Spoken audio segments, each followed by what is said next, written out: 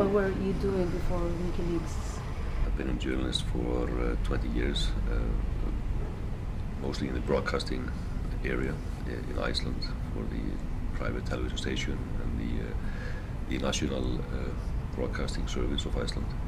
The last years I've been doing investigative journalism, working on a weekly program, uncovering stories of various nature.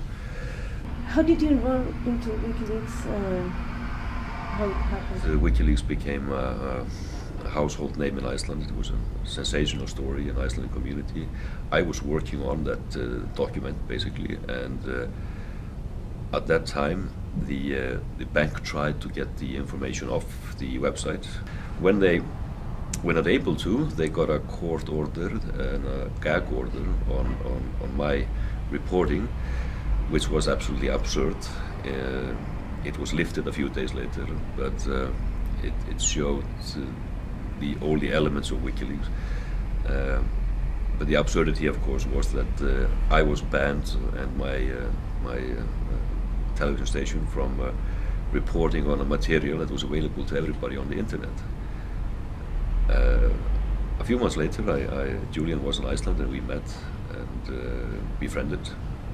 And when he acquired the Apache attack video from 2007, he showed it to me in a cafe in Reykjavik.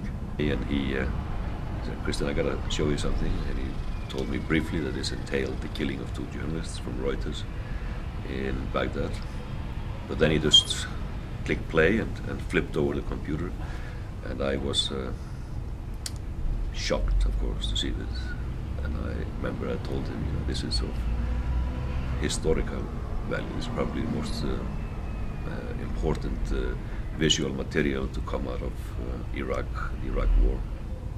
And it resulted in my trip to Baghdad. Went with a cameraman and we located the people who were affected by this atrocity. 2 children that were wounded in a car and lost their father in the incident. And that was the first sort of cooperation. I was still working as a reporter for the state television. It was probably the first small example of cooperation between the traditional media, the mainstream media, and WikiLeaks. And the rest is history. And when did you decide to fully commit into this enterprise? Last summer, basically. My superiors were at the state television were very reluctant to cooperate in the manner that I was suggesting. They felt probably somewhat overwhelmed with the being involved in such a huge story and very controversial.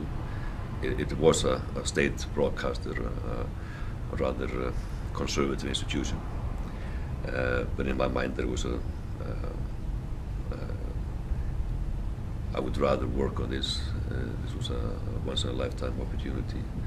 I recognized the importance of WikiLeaks, both as a catalyst for change in the political environment in the world arena and on journalism. And I think the WikiLeaks has already, especially in these months, 6 or 7 months, made a great impact. I'm often asked why I decided to leave journalism and become an information activist, or whatever. But in my mind, there was never a line that I crossed from journalism into something else. I've always had to believe that journalism should be activism. A true journalist should be a fighter for fundamental rights. What is exactly your role in the organization? Well, my role is varied. I've been in the prior publication. I was worked as a liaison between the media partners that we had, which was quite a challenging job because, for example, with the Iraq warlock and the release of the Iraq material, there was, of course, this uneasy alliance of 3 very different print media, Der Spiegel, Guardian, New York Times. Then we have the addition of Le Monde and País, and on top of that, work through the Bureau of Investigative Journalism, work for television and the web. So it was a large group that was very unaccustomed to working together and cooperating and exchanging material on a basis like that. So somewhere in between there, I was representing WikiLeaks and holding that together. It could be said that it was a difficult job at times. It was a bit like trying to herd cats, people with different interests, and a lot of distrust between the media partners. Lately, I've been a spokesperson for and working in getting information to the media about what WikiLeaks is doing as well. But there are other roles, but we are a small organization and a lot to do. Is it like being number 2 in the organization, or that's incorrect? Well, that implies a hierarchical structure. I would not say that I was a second in command, but there's a group of core people who are basically taking the decisions and working together. How many people make the decisions? Who make the decisions now that?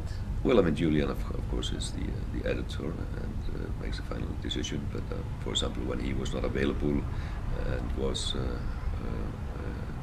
in jail for a few days, we split the task between 5 people among us, and my role was to speak to the public through the media.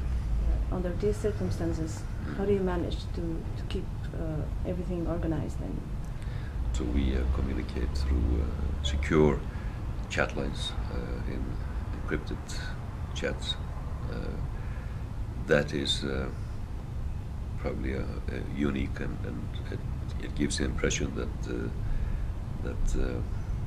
the organization is very secretive because it doesn't have a headquarters, and not having a building somewhere with the name of WikiLeaks on it and a receptionist who picks up the phone and says, "Good morning, WikiLeaks. How can I help you?" So it's challenging for me. The organization is facing, it's under real pressure. Which is the most difficult to face, and why? Well, the attacks are coming from all directions. Of course, we have the animosity of the administration in Washington. There have been extreme hostility, totally overblown reaction, which is almost contrary to the basic, which is contrary to the basic principles of the American society, which is based on wonderful political documents pertaining to freedom of expression and freedom of the press. There are legal threats there. We know that for months now there has been underway an investigation and an attempt to bring a legal case against WikiLeaks and Julian Assange. On top of that, we have maybe even more powerful entities like the financial institutions that, of course, are not as accountable to the general public, who have taken up measures like closing the gateways to our donation page in I believe, an unprecedented move against an organization that has not been charged with anything and is not embroiled in any illegal activity, in our opinion. Despite that, Visa, MasterCard, and PayPal have tried to stop the blood flow to us, which is the donations. And so that is another attack. Julian's legal challenge in Sweden. Why should Costa Ricans should care about the contents of the cables?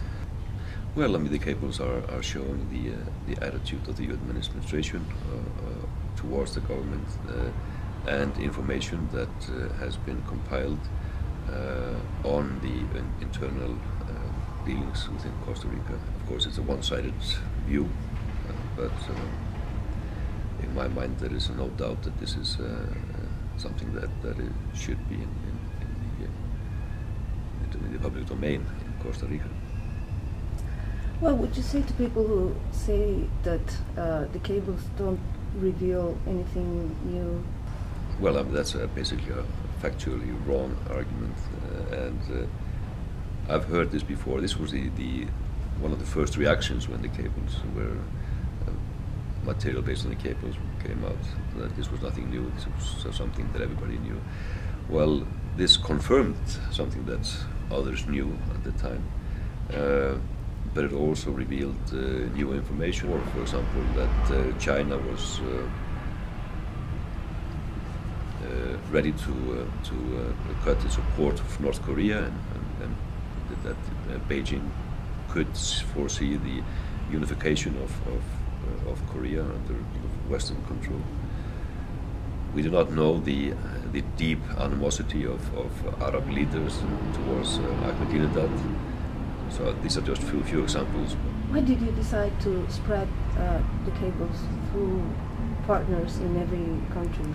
So therefore we have been slowly building an alliance with media all over the world to mine the data for stories which are of local interest, and also sometimes there are stories there that are of international interest but have been overlooked because of lack of expertise in the local area. How do you choose your partners? We choose them carefully, based upon reputation, and so we do research in the areas, and we try to find and pick out trustworthy partners that we to work with. And also we are looking for impact as well. And finally, if you could give a special message to Costa Ricans who maybe feel that they are far away from WikiLeaks. Well, I would say to them that they should find out what Wiki is all about, and the ideals behind it, and hopefully they will be inspired. Hopefully that will mean that whenever they get across information that should be in the public domain, they will get it across.